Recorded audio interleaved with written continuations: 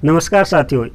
आज की वीडियो में हम जानने वाले हैं वर्मी कंपोस्ट बिजनेस के बारे में कि ये खाद कैसे बनता है, कहाँ बनता है, कितना जगह चाहिए, क्या क्या मटेरियल चाहिए और इस बिजनेस को करके आप कितना मुनाफा कमा सकते हैं। साथ ही साथ जब खाद बन जाता है तो इसकी बिक्री कहाँ होता है, कैसे पैकेजिंग होता है, कैसे बिक्री होता है, सारे चीज़ों के बारे में इस वीडियो में हम जानकारी लेने वाले हैं। तो चलिए, मेरा नाम है नीरज कुमार और आप देख रहे हैं आपके अपने चैनल किसान हाई पावर। और चलिए शुरुआत करके जानते हैं इस बिजनेस के बारे में पूरी डिटेल। तो सबसे पहले बात करें कि वर्मी कंपोस्ट होता क्या है। तो देखिए, वर्मी कंपोस्ट केचुआ द्वारा उत्पादित एक ऑर्गेनिक खाद होता है।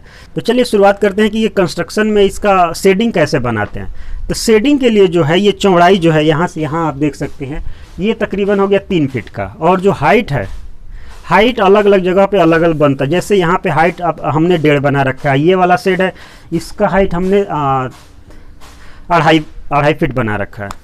तो सब एक बार जब शेडिंग आप बन जाती है, यहाँ पे देख सकते हैं मल्टीपल शेडिंग हमने बना रखा है, वहाँ पे एक एक शेडिंग है। और जैसे 3 लंबाई हो गया, हाइट हो गया 1.5 और ये चौड़ाई अभी यहाँ पे 15 फीट के आसपास है। आप अपने ज़रूरत के हिसाब से अगर चाहे तो ज़्यादा भी कर सकते हैं, कम भी कर सकते हैं। कितना करना है इस चीज़ को अच्छे से डिटेल से समझते हैं। तो सबसे पहले क्या क्या मटेरियल चाहिए होता है इस खाद को बनाने के लिए।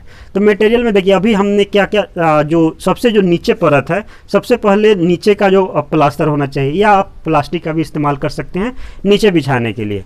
उसके बाद जैसे एक बार प्लास्टिक बिछा दिए तो नीचे जितने भी खेत से निकले हुए ऑर्गेनिक वेस्ट होते हैं, जैसे घास हो गया, पुआल हो गया, भूसा हो गया, केले का जो थम निकलता है, या फिर जलकुंभी जो होता है, जलकुंभी हो गया, या जितने भी तरह के ऑर्गेनिक वेस्ट निकलते हैं जो समय के साथ अपने आप सड़ जाते हैं, वो सारे चीज़ें इस खाद के लिए सबसे महत्वपूर्ण है। वहीं सब चीज़ें इस खाद की गुणवत्ता को काफ़ी बढ़िया और बेहतर बना देती है। तो एक बार नीचे जैसे मान लीजिए हमने ये बताया कि ये तकरीबन 1.5 फीट है, तो आराम से इसको आधे फीट के आसपास तक, आधा फीट पौन फीट तक इसको ऑर्गेनिक वेस्ट भर दिया।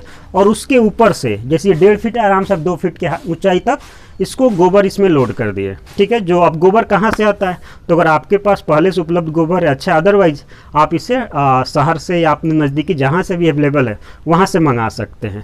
तो ये जो गोबर है, जो अगर कोशिश करिए गोबर थोड़ा सा डायरेक्ट, जो मतलब थोड़ा समय का गोबर होना चाहिए, जैसे सड़ा हुआ गोबर बोलते हैं। जितना ज़्यादा सड़ा हुआ गोबर होगा उतना ही इस खाद के लिए बढ़िया होगा, क्योंकि उसमें जो केचुआ हम जब भी छोड़ेंगे तो बहुत जल्दी इस गोबर को खा के जल्दी से वर्मी कंपोस्ट में बदल देते हैं। तो एक बार सारी चीज़ों को डाल दिए, उसके बाद हम इस पर पानी का छिड़काव करते हैं, सो दैट कि जितने भी अंदर की गर्मी है वो सब गर्मी बाहर निकल जाए। और जब 3 दिन 4 दिन 5 दिन एक बार छोड़ दिया, पानी डालते, डेली उसमें पानी डालेंगे, दिन में 2 बार या 1 बार 2 बार, एक बार मौसम के हिसाब से। जब हमें लगे पूरा तरह से सेट तैयार हो गया, ठंडा है, तो उसमें केचुआ छोड़ देते हैं। अब ये केचुआ कौन सा होता है, तो देखिए केचुआ आप देखेंगे जो गाँव देहात में होता है, ये केचुआ जो होता है कहीं ना कहीं गोबर में नहीं रहता है, जो लोकल केचुआ बोला जाता है, जो हमारे किसी काम का नहीं है। तो इस वर्मी कंपोस्ट को बनाने के लिए जर्मन वैरायटी केचुआ होता है, जो हम देखिए यहाँ पे हम आपको दिखा रहे हैं। तो देखिए यहाँ पे आप देख सकते हैं, ये जो केचुआ है ये रेड टाइप का, या एशियाना फर्टिडा ये केचुआ का नाम हो गया। तो इस टाइप का ये केचुआ रखा है। अब बात करिए हमने क्यों रखा है, तो जब एक शेड हो गया, जब ये खादर निकला जाता है, फिर जब इसमें गोबर रखाएगा दूसरा वाला, तो ये पूरा ट्रे उसमें निकाल के डाल दिया जाता है। इसकी खासियत यह है कि देखिए ये जो है, इसमें एक साइड से सिर्फ हवा लग रहा है, लेकिन इस वाले शेड में चारों डायरेक्शन से हमारे हवा मिल रहा है। तो चारों डायरेक्शन से हवा मिलने के बाद खाद जल्दी बन जाता है। तो अब हो गया, आपने खाद डाल दिया, तैयार कर दिया। उसके बाद ऊपर का जो सरफेस है कहीं ना कहीं इसको ढकना होता है, क्योंकि ये केचुआ में आप अगर अंधेरा देंगे तो ये खाद को जल्दी बनाएंगे। तो आप समझते कितना समय लगता है खाद बनने में। तो उससे पहले अगर बात करें, ऊपर वाले हिस्से को ढक दिए, ढकने के बाद आप इस पर निरंतर पानी का छिड़काव करें। अगर आपके जगह पे गर्मी ज़्यादा है, मान लीजिए 30 डिग्री 35 डिग्री टेम्परेचर के आसपास है, तो दिन में 2 बार हल्का पानी का छिड़काव करेंगे, बढ़िया रहेगा। अगर ठंडी का मौसम है तो दिन में 1 बार या हर अल्टरनेट डे भी छिड़काव काफ़ी है। लेकिन कैसे डिसाइड करें कि पानी का छिड़काव जरूरी है कि नहीं, तो सबसे पहले आप ऐसे हाथ लगा के चेक करें। अगर आपको नमी दिख रहा है, नमी है तो ठीक है, नमी नहीं है तो आपको छिड़काव करने की ज़रूरत है। अब बात करते हैं, एक बार पानी पटाते रहे, और ये जो खाद है पूरा का पूरा, मतलब इतना चौड़ा और 1.5 फीट लंबा, ये तकरीबन 2 महीने के आसपास में पूरा का पूरा खाद बन के तैयार हो जाता है। अब खाद बन के तैयार हो तो कैसा दिखता है, तो खाद बन के जब तैयार हो जाता है तो ये पूरा जीरे की तरह आप देखेंगे यहाँ पे दानेदार दिखने लगता है। जैसे यहाँ पे भी आप देख सकते हैं पूरा दानेदार आपको ये खाद दिखने लगेगा, तो ये मतलब पूरा दिखेगा कि हाँ बन गया है। जैसे जो भी केचुआ है इसको खा के खाद में परिवर्तित कर दिए और पूरा रेडी हो गया। उसके बाद जब रेडी हो जाए तो पानी पटाना आप 7 दिन के आसपास तक बंद कर दिए, तो इससे क्या होगा, पूरा सूख जाएगा। उसके बाद अगला जो प्रोसेस है, खाद को केचुआ से अलग कैसे करेंगे, तो उसके लिए हमें फिल्ट्रेशन का यूज करना होता है। जैसे हमने वहाँ पे झरना लगा रखा है, जो एक तरह से लोहे का बना फ्रेम आता है, उसमें आप आराम से इस खाद को डालिए और उसको नचा दिए। तो जो भी अगर मान लीजिए खाद में पहले से ईंटें हो गए, पत्थर या कोई अलग वेस्ट है, वो दूसरे साइड फिल्टर होकर बाहर आ जाएगा और जो बचा हुआ है उसको आप पैकेजिंग करके सेल कर सकते हैं। तो आप समझते हैं क्या क्या सावधानियां इस वर्मी कंपोस्ट में हमें रखना है, सो दैट कि आपका उत्पादन बढ़िया से बढ़िया हो। तो पहला है कि आपको एक शेड डालना पड़ेगा। शेड के ऊपर जैसे आप देख सकते हैं यहाँ पे हमने शेड डाल रखा है, एक बार दिखाइए कैमरामैन, एक शेड डाल दिखा सकते हैं कि जैसे इससे ये है कि डायरेक्ट सनलाइट आपके खाद पे नहीं आना चाहिए, क्योंकि इस पर सनलाइट आएगा तो आपका खाद जल्दी ड्राई हो जाएगा और आपके जो केचुए हैं ये मर जाएंगे, तो आपका प्रोडक्शन सब कुछ खत्म हो जाएगा। तो कुल मिला के आपका शेड होना चाहिए, या तो छत हो गया या टीने का हो गया या किसी भी तरह से लकड़ी का या किसी भी टाइप का शेड होना चाहिए। थोड़ा बहुत पानी भी आए चलेगा, लेकिन शेड होना चाहिए कि डायरेक्ट सनलाइट खाद तक नहीं पहुँचे। वर्मी कंपोस्ट के लिए अगर अंधेरा शेड हो तो जो बनने का समय है ये तकरीबन 20% तक कम हो जाता है, क्योंकि इस समय जो केचुआ होता है, जैसे जितना समय तक अंधेरा रहेगा, वो 24 घंटे अगर पूर्ण अंधेरा रहा तो तकरीबन आधा हो जाता है एकाएक से समय जो वर्मी कंपोस्ट बनने का है। क्योंकि अगर पूरा उजाला है तो वर्मी कंपोस्ट के लिए केचुआ सिर्फ दिन में ही रात में ही उसका भोजन करते हैं, लेकिन वहीं अगर अंधेरा रहा तो दिन में भी पूरा केचुआ खाते हैं। तो एकाएक से आप मान सकते हैं कि आपके जो वर्कर है कहीं ना कहीं 24 घंटे काम करेंगे अगर आप उनको अंधेरा दे रहे हैं। तो ये हमारा शेड है, आप यहाँ से देख सकते हैं, और इसमें हमने पूरे तरह से अंधेरा बना रखा है, सो दैट कि जो उत्पादन है इसकी अवधि कहीं ना कहीं आधी हो जाए। तो ये एक दूसरा शेड है हमारा। सावधानी कि आपको एक्स्ट्रा वाटर नहीं डालना है, क्योंकि अगर ज़्यादा गीला हो जाएगा तो यहाँ पे खाद का जो क्वालिटी नहीं आ पाएगा, और खाद के साथ साथ जो आप देख सकते हैं ये दाना जो आ रहा है, दानेदार खाद नहीं बन पाएगा। तो ये दूसरा ओवर पानी का फ्लो नहीं रखना है। अब समझते हैं कि एक बार जब खाद आपका रेडी हो जाए तो उसका पैकेजिंग कैसे करना है, कहाँ पे बिकेगा। तो सबसे पैकेजिंग करने के लिए इस टाइप का बोरा आपको बाज़ार में मिल जाएगा। आप अपने जो भी आपका ब्रांड नेम है, जिस नाम से आप बेचना चाहते हो, उसको यहाँ पे आप प्रिंट करा सकते हैं। जैसे हमारा है किसान हाई पावर वर्मी कंपोस्ट के नाम से हमारा ये जैविक खाद अभी मार्केट में है। तो इस आप जैसे वेबसाइट भी हमारा, तो उस हिसाब से आप किसान हाइपर वर्मी कंपोस्ट या आपका जो भी ब्रांड आप सोच रहे हैं उसके हिसाब से आप इसका प्रिंटिंग करा के मार्केट में बेच सकते हैं।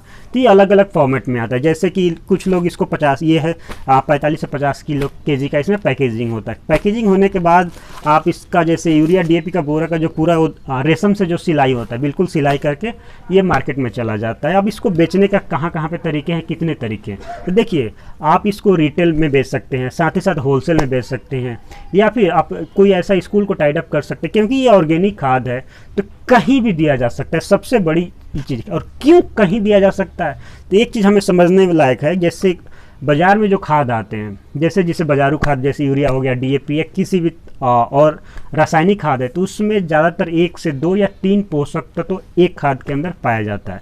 लेकिन ये वर्मी कंपोस्ट है, इसमें एक ही खाद में 16 के 16 प्रकार के न्यूट्रिएंट्स पाए जाते हैं, और जो एक पौधे का एक कंप्लीट फूड माना जाता है, जिसकी वजह से किसी भी समय में किसी भी पौधे में, चाहे वो फूल हो या खेत से रिलेटेड कोई भी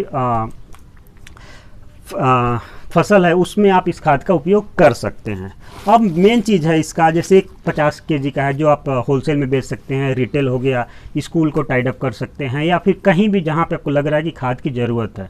साथ ही साथ ऑनलाइन के माध्यम से भी इस खाद की बिक्री कर सकते हैं, जैसे अमेज़ॉन या फ्लिपकार्ट हो गया। वहाँ पे आप 1 केजी, 2 केजी, 5 केजी, 10 केजी के छोटे छोटे पैकेजिंग कर सकते हैं। अगर आपको रेफरेंस चाहिए तो मैं 1-2 वर्मी कंपोस्ट बेचने वाले वेबसाइट का रेफरेंस इस वीडियो के डिस्क्रिप्शन में दे दूंगा। आप वहाँ से 1-2 खरीदारी करके भी देख सकते हैं कि कैसा दिखता है, कैसा है, या आप टेस्टिंग करना चाहते हैं तो उसको अपने पौधों पर भी देख के टेस्टिंग कर सकते हैं। देखिए सबसे मेन चीज़ है कि कुछ खाद को अगर ज़्यादा दे तो घाटा करता है, लेकिन वर्मी कंपोस्ट को अगर ज़्यादा भी दे देते हैं तो ये घाटा नहीं करता, क्योंकि इसमें खाद में ही कहीं ना कहीं जो केचुआ होते हैं उसके अंडे होते हैं।